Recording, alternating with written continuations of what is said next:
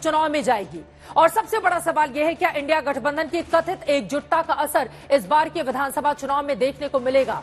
इन्हीं तमाम सवालों पर आज के दंगल में होगी बड़ी चर्चा, लेकिन उसके पहले हमारी ये रिपोर्ट देखिए।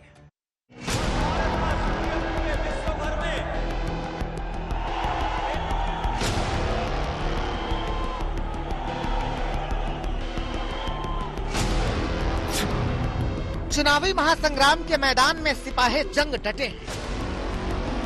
चुनाव आयोग ने रणभेरी क्या फूंकी, रणबांकुरे अपने हथियार लेकर घमासान के लिए तैयार हो गए। चुनावी तारीखों के ऐलान के साथ ही कांग्रेस पार्टी ने दावा किया कि 5 राज्यों के चुनावी रण में उनका सबसे बड़ा हथियार जातीय जनगणना होगा, कि हम कास्ट सेंसस को इंप्लीमेंट करेंगे। सिर्फ ये नहीं, मगर ये भी डिसीजन लिया है कि हम बीजेपी पर दबाव डालेंगे और उनसे करवाएंगे। अगर उन्होंने नहीं किया तो फिर उन्हें परे हो जाना चाहिए, क्योंकि देश कास्ट सेंसस चाहता है।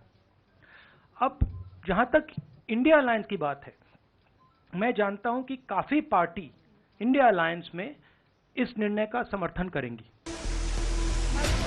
कांग्रेस समेत विपक्षी गठबंधन के कुछ दलों को लगता है कि जातियों की गिनती करने और उनकी संख्या सामने रखने से बीजेपी को एक मुश्त मिल रहे ओबीसी वोट को बांटा जा सकेगा, क्योंकि आंकड़े बताते हैं कि मध्य प्रदेश में 2018 के विधानसभा चुनाव में बीजेपी को 48% और कांग्रेस को 41% वोट मिले थे, जबकि 2019 के आम चुनाव में बीजेपी को 66% और कांग्रेस को सिर्फ 27% ओबीसी वोट मिले थे।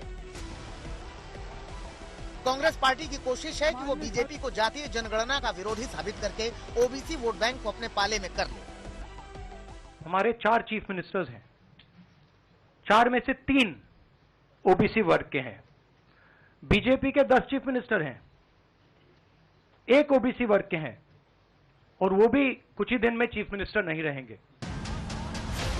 ओबीसी वोट बैंक पर बीजेपी की पकड़ का जिक्र किया जाए तो राजस्थान में भी 2018 के विधानसभा चुनाव में बीजेपी को 46% और कांग्रेस को 38% वोट मिले थे, जबकि 2019 के आम चुनाव में बीजेपी को 72% और कांग्रेस को सिर्फ 23% ओबीसी वोट मिले थे।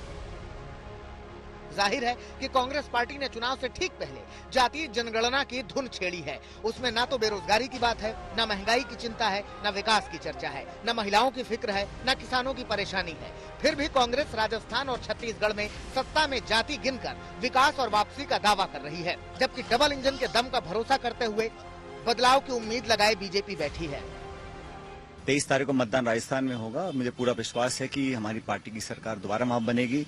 हम लोगों ने बहुत काम किया है, मिलकर हम चुनाव लड़ रहे हैं, और मैं ऐसा मानता हूं कि भाजपा में जो आज बिखराव है, जो उस तरह की उन्होंने अब तक पॉलिटिक्स करी है, उसको लोग पसंद नहीं कर रहे हैं। राजस्थान की जनता ने कांग्रेस पार्टी को भगाना और पूरी तरह से सत्ता की कुर्सी से नीचे उतार करके पटकना, रौंदना, पददलित करना, इसका मानस पहले से बनाया हुआ है। उधर मध्य प्रदेश में भी अब तक कांग्रेस पार्टी विकास और भ्रष्टाचार के मुद्दे पर चुनाव में टक्कर का दावा कर रही थी, लेकिन अब शायद वहां भी सबसे बड़ा मुद्दा जाति का ही होगा।